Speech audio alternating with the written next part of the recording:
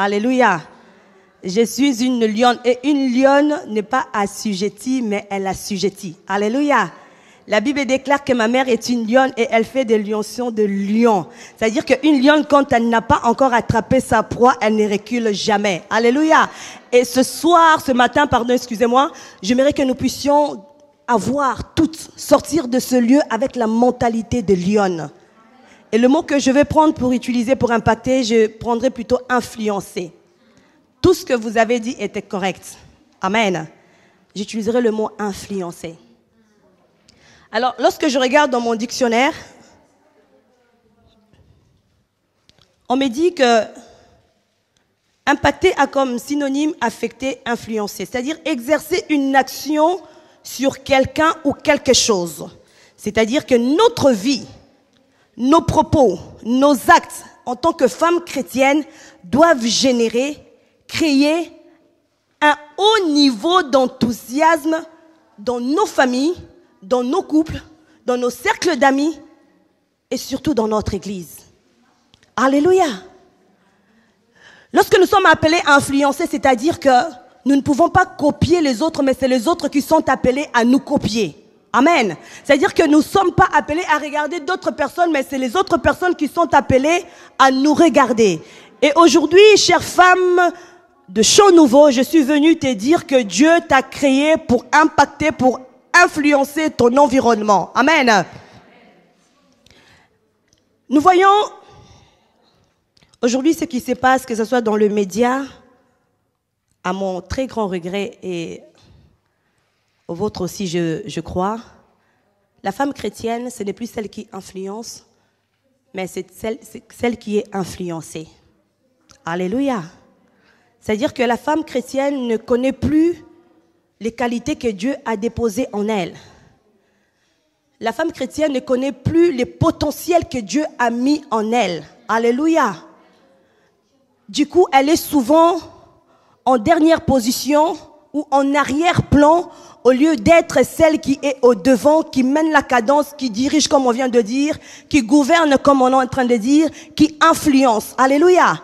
Et ce manque de connaissance de nos potentiels que Dieu nous a dotés influence l'autorité, la puissance de l'Église. Alléluia. Aujourd'hui, nous voyons que l'autorité d'Église n'est plus celle qu'elle était avant. Alléluia. Parce que nous avons perdu cette capacité d'influencer. Nous avons perdu cette autorité, ce potentiel justement de pouvoir communiquer quelque chose. La Bible déclare que vous qui devez être sur des chevaux, vous marchez sur des pieds. Vous marchez à pied. Vous qui devez régner, vous êtes assujettis. Vous qui devez diriger, vous êtes maintenant comme des esclaves. Il est temps que les femmes puissent se lever. Alléluia. Il est temps que tu puisses te lever et regagner la position que Dieu t'a donnée depuis la nuit de temps. Regagner la position que Dieu t'a donnée pour que tu puisses impacter. Alléluia. C'est pourquoi je dis, femme, Dieu ne nous a pas créés pour être influencés, mais pour influencer. Il ne nous a pas créés pour être assujettis, mais assujettir. La Bible déclare que tu seras la tête et non la queue. Mais pourquoi vivons-nous toujours comme des personnes qui doivent quémander, qui doivent mendier, qui doivent souffrir, qui doivent être assujettis, qui doivent toujours pleurer, qui doivent vivre dans la dépression, qui doivent vivre dans les déprimes? Alléluia. Pourquoi Dieu, le plan de Dieu pour la femme n'est pas cela? Comme je disais tout à l'heure, quelqu'un a dit, si les femmes connaissaient l'influence qu'elles pouvaient exercer, elles seraient fortes et fières d'être des femmes. Alléluia. Si vous savez l'influence que vous pouvez exercer, que ce soit dans votre église, dans votre milieu professionnel, dans vos cercles d'amis, bien-aimés, vous serez des femmes fortes et réellement influentes. Il y a quelqu'un qui a dit aussi qu'une femme a la capacité, durant son existence, d'influencer 250 personnes. Alléluia. Ça, c'est les gens du monde qui ont dit. Ça, c'est les chercheurs qui ont dit. Alléluia. Mais moi, je connais les femmes ointes qui ont influencé plus de 250 personnes parce que elles étaient investies de l'Esprit de Dieu. Elles étaient ointes par l'onction divine. Et nous voyons les femmes comme Déborah qui a su influencer toute une armée. Alléluia. Déborah a su influencer toute une armée. Et nous voyons à l'époque de Déborah, bien aimée, c'est vrai qu'elle a vécu dans une époque où les femmes n'étaient pas traitées comme nous sommes traités aujourd'hui. La femme devait rester à la maison, devait faire à manger, alléluia, devait s'occuper des tâches domestiques. Mais la Bible nous révèle quelque chose de très précieux. Lorsque vous lisez Juges chapitre 4, à partir du verset 4, et si vous avancez dans le chapitre, la Bible nous décrit une femme forte, une lionne, alléluia.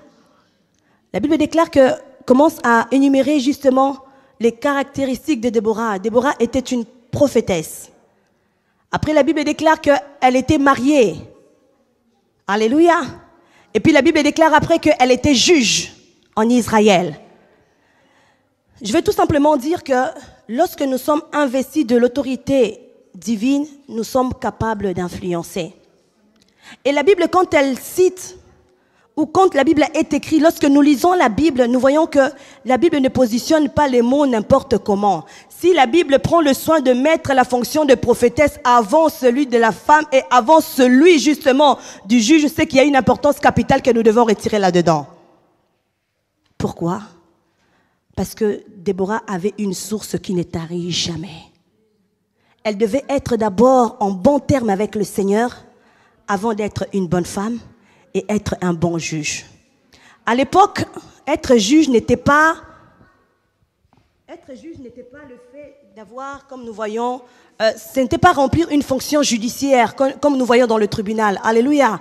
C'était une position de gouvernance, c'était une position de direction. Alléluia. C'est-à-dire que la personne qui était juge en Israël dirigeait carrément le pays. Et cette femme qui était mise à la tête justement d'Israël dirigeait le pays. Et la Bible déclare quoi?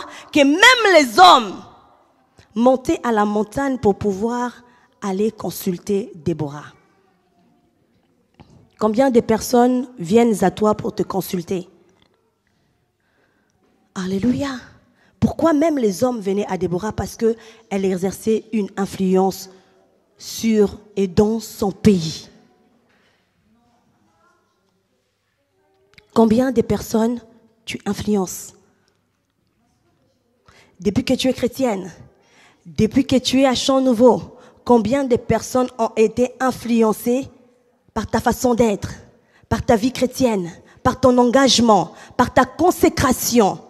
Je venais de dire tout à l'heure que on a dit, les recherches disent que 250 personnes peuvent être influencées par une femme durant toute sa vie. Nous voyons Aimée Simple, alléluia. Cette femme, cette grande dame a su aussi influencer beaucoup d'hommes et beaucoup de femmes. Elle a su emmener beaucoup de personnes à la connaissance du Dieu véritable. Mais toi, combien de personnes influences-tu? Combien de personnes influences-tu? Déborah était prophétesse.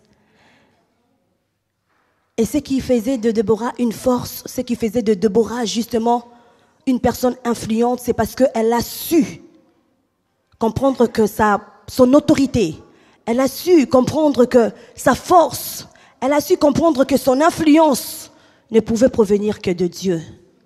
C'est pourquoi la Bible déclare que c'était une femme qui recevait justement les messages divins et qui transmettait à son peuple. Elle était en connexion avec le Seigneur. C'est pourquoi pour impacter ton monde, pour impacter ton environnement, Alléluia. Il est important d'avoir une relation saine avec le Seigneur. Je ne parle pas de cette relation qui consiste aujourd'hui, ça va avec le Seigneur, demain ça ne va plus. Je ne parle pas de cette relation qui consiste aujourd'hui, je suis à l'église, demain je ne suis plus à l'église. Je ne parle pas de cette relation qui, aujourd'hui, je suis chantre à l'église, demain parce que, voilà, il y a quelque chose qui ne va pas, je ne veux plus chanter. Alléluia. Je ne parle pas de cette relation avec le Seigneur qui est conditionnée par je ne sais pas quoi. Alléluia. Je parle de cette relation vraie. Cette relation qui reconnaît que la source, la providence de ma vie en tant que femme ne peut provenir que Dieu. Que l'influence que je peux exercer peut se faire que avec la capacité que le Seigneur me donne et grâce à son esprit. Que la femme que je suis peut influencer son monde, peut influencer même son mari dans le positif. Alléluia. Ah, parce que nous les femmes, nous sommes terribles, hein? Alléluia. Parce que nous pouvons exercer une influence positive tout comme négative aussi. Amen. Alléluia. Nous avons vu lorsque nous parcourons la Bible des femmes qui ont eu à exercer des influences très négatives.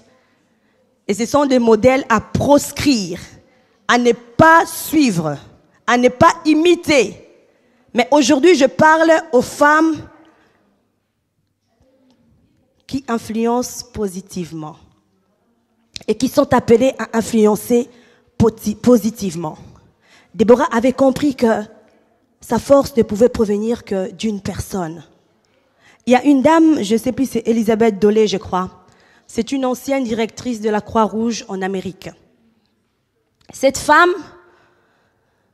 bien qu'elle occupait un poste assez élevé, et à un moment donné, elle a vu que son influence commençait à subir un coup. Parce qu'elle menait sa vie à sa façon, elle menait sa vie comme bon lui semblait.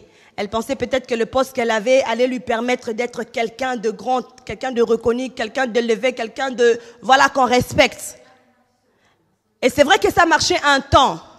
Mais il y a un moment où elle a vu que ses relations commençaient à baisser, que ça n'allait plus. Que l'influence qu'elle exerçait sur les gens n'était plus alors à son maximum. Et la Bible déclare que, excusez-moi, j'ai l'habitude de dire la Bible déclare. Et elle dit dans son témoignage, lorsqu'on l'a interviewée, elle dit qu'il y a un moment donné, je me suis rendu compte, je me suis rendu à l'évidence qu'il me fallait une puissance supérieure. Alléluia. Alors elle a dit, avec un cœur humble, je me suis cachée un jour dans ma chambre et j'ai dit juste une phrase au Seigneur. Seigneur, j'ai besoin de toi. J'ai longtemps entendu parler de toi, mais aujourd'hui j'ai besoin de toi parce que autour de moi, plus rien ne va. Et cette femme témoigne que quand elle a fait cette prière avec foi et conviction, le Seigneur l'a aidée et elle a vu ses affaires reprendre. Elle a vu ses affaires justement prospérer à nouveau. Alléluia. Parce qu'elle avait compris que sa providence, sa force, alléluia, sa richesse, son succès ne pouvait provenir que de Dieu. Et c'est pareil pour Déborah. Déborah était une prophétesse, premièrement. Après, elle était femme et ensuite juge. Pour pouvoir occuper tous ces postes, elle avait besoin d'une puissance supérieure. En tant que femme, elle ne pouvait pas pallier à toutes ses responsabilités. Amen. Et lorsqu'on décrit justement le personnage de Déborah, nous voyons que c'était une femme forte. Elle savait être forte quand il fallait, elle savait être aussi douce quand il fallait. Alléluia. D'où d'ailleurs son prénom. Qui connaît la signification du prénom Déborah? Déborah veut tout simplement dire abeille. Alléluia. Ouais, abeille. Et l'abeille a deux caractéristiques. Elle peut faire mal, tout comme elle peut soulager. Alléluia. Avec le dard qu'elle a quand elle pique, c'est pas agréable. Alléluia. Mais avec le miel, elle s'est soignée. Et Déborah, c'était une vraie abeille en Israël. Alléluia. C'était une femme, quand il fallait se lever, elle se levait. La Bible déclare qu'elle reçut la prophétie, le Seigneur lui dit, allez-y, allez-y combattre, je serai avec vous. Elle est partie demander à un homme, elle a fait appeler Barak. Et bien évidemment, l'homme n'a pas voulu aller combattre. Il a dit, non, si toi la femme là, alléluia, la femme qui est minimisée là, la femme qui est rendue moins que rien. En Israël, la femme qu'on ne considère pas, alléluia, la femme qu'on ne regarde pas, qu'on ne calcule pas, qu'on dit reste à la maison, fais à manger, fais des tartes, fais tout ce que tu veux, mais on ne veut pas te voir au devant de la scène.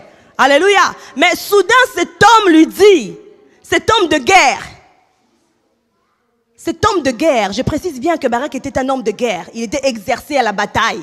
Il connaissait l'environnement de la guerre. Ce n'était pas la première fois qu'il allait combattre. C'était le chef de l'armée.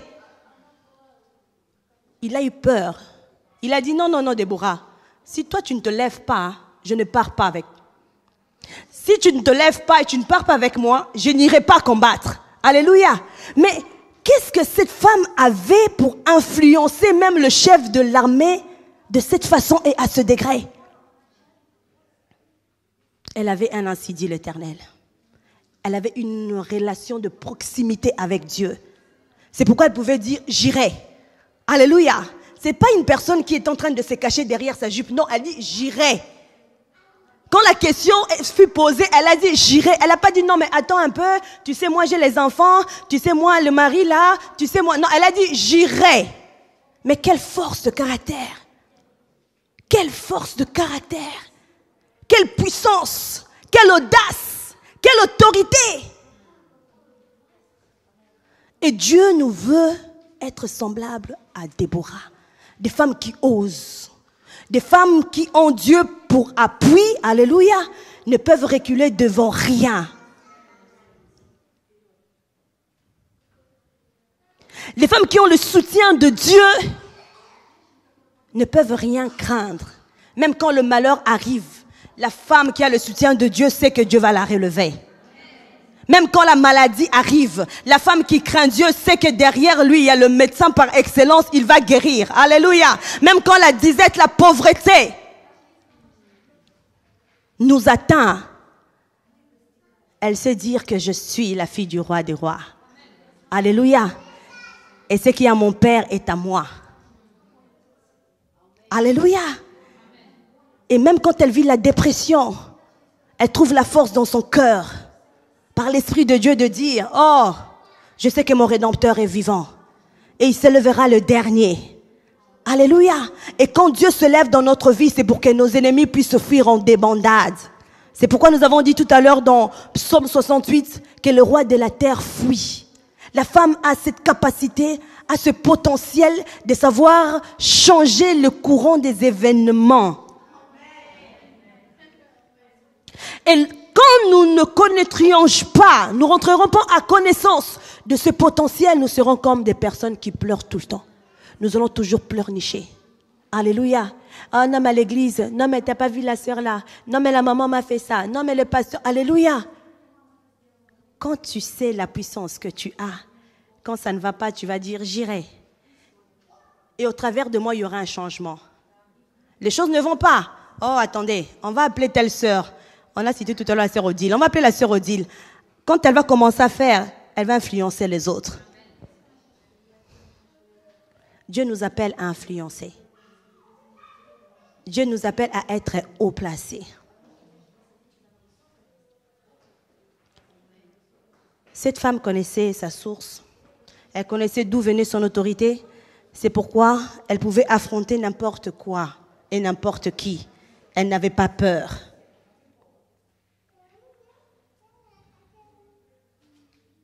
Et Dieu a besoin justement que cette armée de femmes, dans l'église, un chant nouveau se lève. Dieu a besoin que tu te lèves, que tu te dises aujourd'hui, Seigneur, je connais les capacités que tu as mis en moi.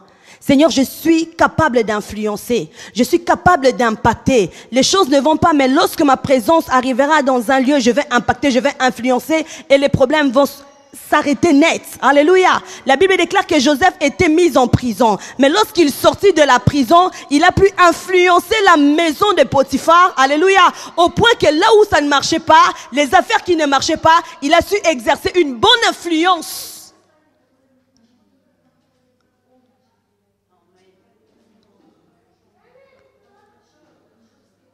Et on a pu voir que les choses ont commencé à prospérer. Quelle influence exerces-tu dans ton église, dans ta famille, dans ton cercle d'amis?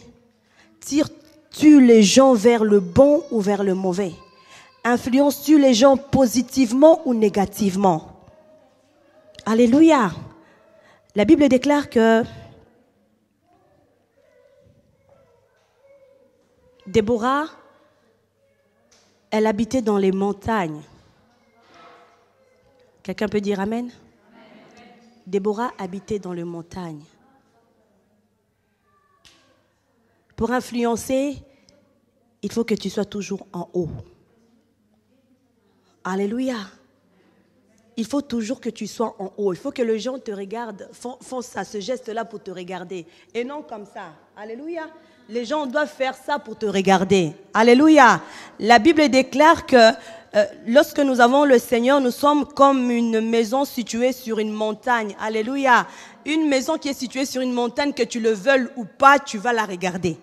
Même si tu fais semblant, même si tu portes des lunettes de soleil, tu vas regarder cette maison. Alléluia. Parce que l'influence qu'elle va exercer dans l'environnement va provoquer en toi le désir et la curiosité. Même par curiosité, tu vas regarder. Même par curiosité, tu vas regarder. Alléluia. Elle habitait dans les montagnes. La Bible déclare que celui qui habite sous l'abri du Très-Haut repose à l'ombre du Tout-Puissant. Et la Bible ne précise pas les choses en vain. La Bible déclare qu'elle siégeait sous le palmier, à l'ombre. À l'ombre. À l'ombre. Quand tu sièges et que tu es couvert par l'ombre de l'Éternel, rien ne peut t'atteindre. Tu peux influencer efficacement. Parce qu'à chaque pas, à chaque détail, le Seigneur te conduira, le Seigneur te guidera. Deuxièmement, c'était le statut de Déborah. Nous avons dit que pour influencer, il faut avoir une position élevée. Quand je parle de position élevée, je n'ai pas dit qu'il faut maintenant pour les femmes célibataires aller chercher des ministres pour pouvoir vous marier avec. Non, alléluia. Ce n'est pas de cette position que dont je parle. Je parle de la position que le Seigneur donne. Une vraie position. Alléluia. Qui ne va pas s'ébranler. Tu peux être femme d'un politicien aujourd'hui. Alléluia. Mais demain, ça ne veut pas dire que son mandat sera renouvelé. Or, Dieu n'a pas de mandat. Il vit à jamais. Il règne pour l'éternité. Alléluia. Pour influencer, Déborah avait une relation saine avec le Seigneur. C'est pourquoi elle a pu influencer toute une armée et même le chef de l'armée. La Bible déclare après que Déborah était mariée. Je n'ai pas dit que si tu n'es pas marié, tu ne peux pas influencer. Non, alléluia. Parce que tu as le mari par excellence qui est Christ. Donc tu peux influencer triplement. Alléluia. Il ne faut pas dire, ah, pasteur Rebecca dit si. Non, on ne peut pas influencer. Oh. Comme là, on n'est pas marié. Non. Toi, tu as le mari par excellence qui est Christ. Donc tu peux influencer à un degré mondial. C'est-à-dire que tu es à Nancy, mais on parle de toi à Lille. Tu es à Nancy, mais tout Paris parle que de toi. Alléluia. Il est temps que nous puissions changer les choses. Alléluia. J'en ai assez de voir Beyoncé influencer les jeunes chrétiennes. J'en ai assez de voir Rihanna influencer les jeunes chrétiennes. Alléluia. Parce que c'est nous qui sommes appelés à influencer tout ce monde. Mais que se passe-t-il? Que se passe-t-il? Retournons en arrière. Retournons au pied de la croix. Là où nous allons puiser notre force pour influencer, pour impacter. Soigne aujourd'hui ta relation avec le Seigneur. Il y a des gens qui disent, mais pasteur Rebecca, tu sais, moi je suis un chrétien moyen. Non, alléluia, il n'y a pas de chrétien moyen. Le Seigneur veut des chrétiens accomplis. Moi, bon, tu sais, ma mère, elle était pratiquante, mais moi, non. Là, on parle de la conviction du cœur. Alléluia. Le changement qu'opère l'Esprit de Dieu qui fait de nous des êtres exceptionnels, des êtres transformés, des êtres régénérés, des êtres renouvelés. Alléluia. Des personnes extraordinaires. Si nous voulons influencer, soignons notre relation avec le Seigneur premièrement. Deuxièmement, notre statut doit être clair. La Bible déclare que Déborah était mariée. Je viens de le dire et je le répète. Il ne faut pas aller demander l'entretien au pasteur Pierre-Yves. Papa, mais moi là, je ne suis pas mariée. Le message là, moi, je ne peux pas influencer. Tu peux influencer. C'est que je vais dire tout simplement que ton statut d'enfant de Dieu doit être clair, précis et connu et reconnu de tous. Alléluia. Quand les gens ne savent pas qui tu es, tantôt tu es chrétien, tantôt tu es... On ne sait pas te situer. Alléluia, tu ne peux pas influencer. Il faut que lorsqu'on te voit, on dit, ben voilà, cette fille, c'est la servante de Dieu. Voilà, cette fille, elle est chantre. Cette fille, elle connaît le Seigneur. Elle craint le Seigneur. Cette fille, elle a une conduite qui est correcte. On connaît ta situation qui est stable, précise, nette.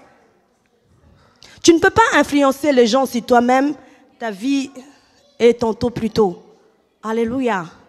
Si ta vie n'est pas nette, si ta vie n'est pas claire, tu dois avoir un statut qui fait que tu sois respecté. Et quel autre statut peut nous faire respecter? Si ce n'est que de présenter la carte que nous sommes les enfants du royaume. Alléluia. Parce que ça, même les esprits, même les démons tremblent devant notre carte de visite. Amen. Devant notre carte de visite, les démons tremblent. Vous savez, il y a un pasteur,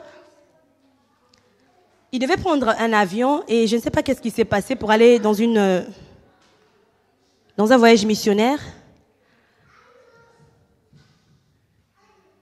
Et il y a eu un problème avec son passeport.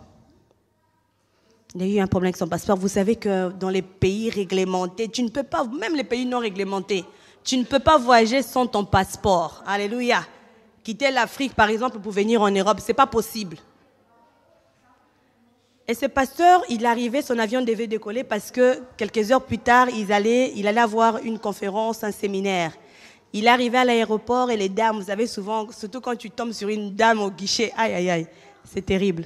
Si tu tombes sur un homme, il peut être compréhensible, mais si tu tombes sur une femme, parfois c'est difficile. Et la femme commence à compliquer.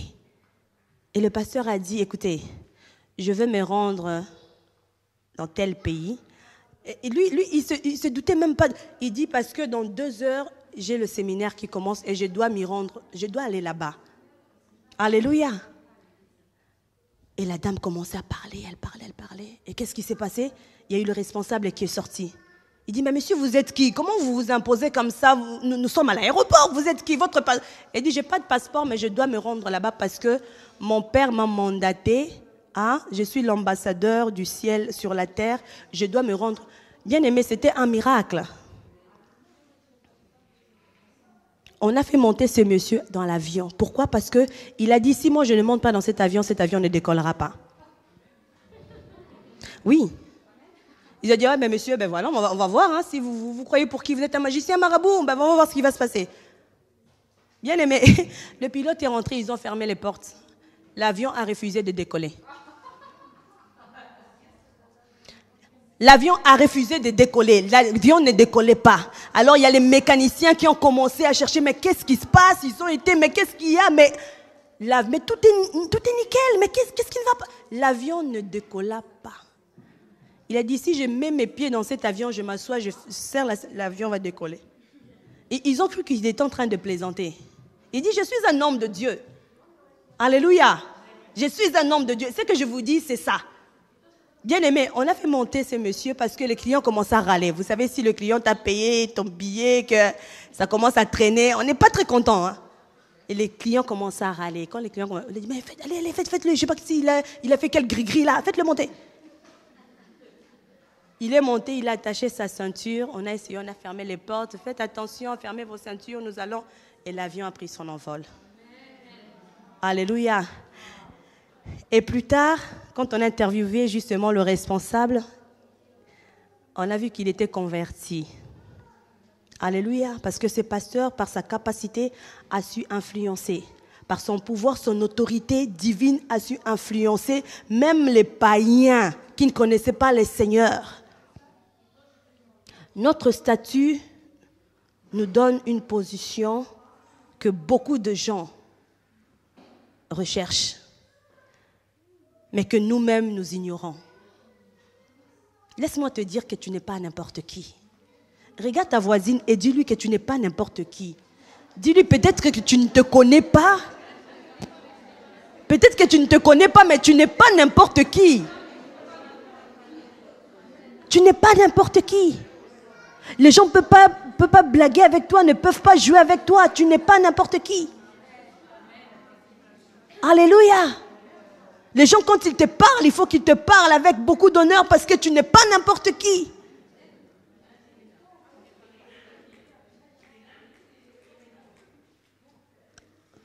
Alléluia. Troisièmement, pour influencer, il faut occuper des bons postes. On a dit aujourd'hui, j'ai dit tout à l'heure que j'en ai assez de voir les Beyoncé, les Rihanna, tout ce monde-là influencer même le milieu chrétien, le milieu évangélique. Alléluia. Honte à nous parce que nous nous réveillons pas. Alléluia. Il faut que chaque femme puisse briguer des postes de gouvernance et de direction pour pouvoir influencer. Nous avons dit tout à l'heure que nous étions une armée. Alléluia. Mais dans l'armée, quel grade as-tu? Parce qu'un simple soldat, là, ne peut pas influencer qui que ce soit. Parce qu'il reçoit lui-même des ordres. Ici, je parle pour que nous soyons des femmes, nous soyons des généraux. Alléluia. Des gens, quand ils arrivent, il y a les soldats qui sont sous leurs ordres, ils s'inclinent. C'est pourquoi nous devons travailler. Nous, femmes chrétiennes, nous devons travailler. Nous devons rechercher le Seigneur de toute notre force pour pouvoir infiltrer les grands domaines de la société pour pouvoir influencer. Vous croyez que lorsque nous parlons là, on en a assez d'influencer, mais Rihanna, elle passe à la télé. Est-ce que moi, je passe à la télé? Non. C'est-à-dire qu'elle est tellement médiatisée, cette femme, que si aujourd'hui, elle fait une coupe ici, c'est tout rasé. Demain, tu sors dans la rue, la moitié des filles, elles sont ici tout rasées. Alléluia. Si elle porte des jeans qui ont plein de trous partout, demain, tu sors dans la rue, tu vois plein de jeunes filles avec des jeans troués. Elles influencent. Mais malheureusement, elles influencent négativement. Et c'est nous qui devons renverser la tendance.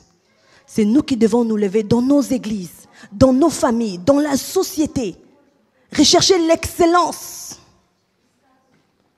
Tous les potentiels que Déborah avait. Vous croyez quel homme allait tenir devant Déborah? Elle avait l'appui de Dieu. Alléluia. On allait dire, mais toi, ton statut était clair. Deuxièmement, elle briguait un poste d'autorité, de gouvernance. Quel homme, qui qu'il soit, aurait pu se tenir devant Déborah? Personne. Personne. Alléluia. Personne ne pouvait se tenir devant elle. Il y a quelqu'un qui a dit, ceux qui savent s'agenouiller devant Dieu savent se tenir devant n'importe quelle situation. C'est-à-dire que si tu es une femme, tu sais soigner ta relation avec Dieu. Tu sais t'incliner devant Dieu. Tu sais lui donner toute la révérence. Peu importe les problèmes qui peuvent survenir dans ta vie, tu sauras te tenir face à ce problème. Et comme la Bible déclare que tu diras à ce problème, ôte-toi de là, va te jeter à la mer, la montagne, le problème t'obéira. Alléluia. J'aimerais que nous puissions nous lever dans la présence. Si tu as été béni par cette petite exhortation, nous allons acclamer le Seigneur.